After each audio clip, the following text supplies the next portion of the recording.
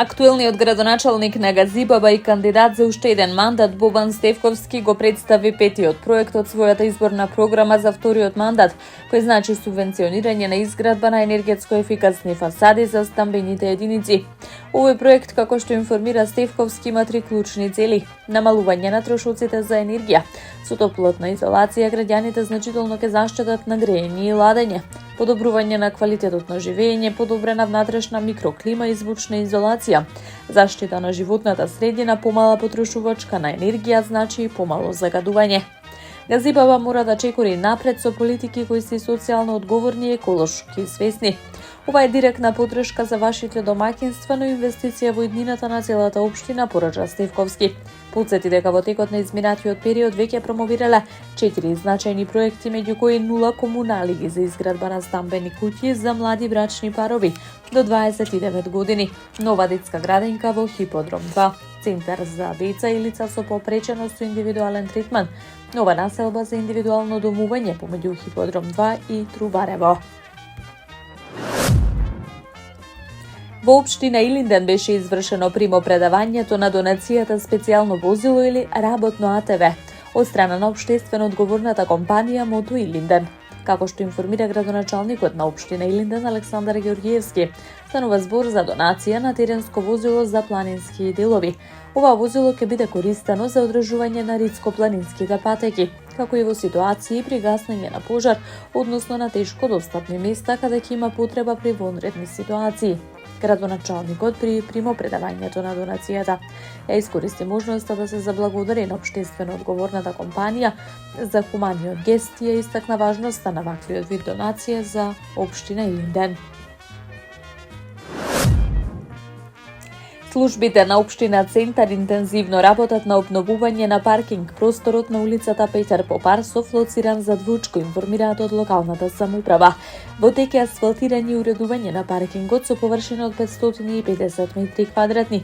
По завршувањето на градежните работи следува обележување на паркинг местата, пошто просторот ќе биде целосно функционален и подготвен за користење, извести општината. А реновирањето на паркингот се изведува на барање на жителите во рамки на караванот Се гледаме во мало, кои се соочуваат со хаотичната состојба при паркирањето и недостиг на паркинг места, велат од општината.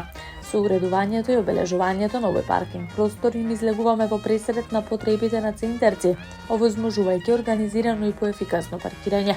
Целта ни е да создадеме безбеден и уреден простор со современи стандарди и подобра пристапност, истакна градоначалникот на општина Центар Горан Герасимовски.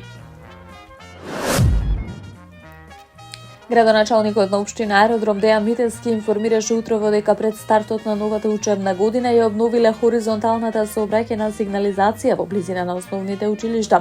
Како што истакна Митевски, целта е да се обезбеди поголема безбедност за учениците, родителите и сите учесници во сообраќајот. Најмладите заслужуваат безгрижно и безбедно патување до училишта. Ние како општина преземаме конкретни мерки за тоа. Се надевам дека и град Скопје ќе го следи овој пример и конечно ќе постави семафори на раскрсницата кај општинското основно училиште Љубен Лапе, зашто веќе има одобрен сообраќајен проект, вели првиот човек на Аеродром.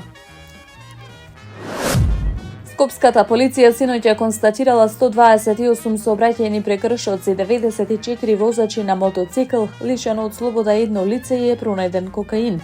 Во отекот на изминатата вечер, во периодот од 17 до 1 часот од страна на одделението за безбедност на патниот сообраќај при СВР Скопје, била спроведена засилена акциска контрола по оперативната акција Безбеден сообраќај. При тоа за време на контролата акцентот беше ставен на учесниците во сообраќајот кои управуваат мотоцикли, информираат од МВР.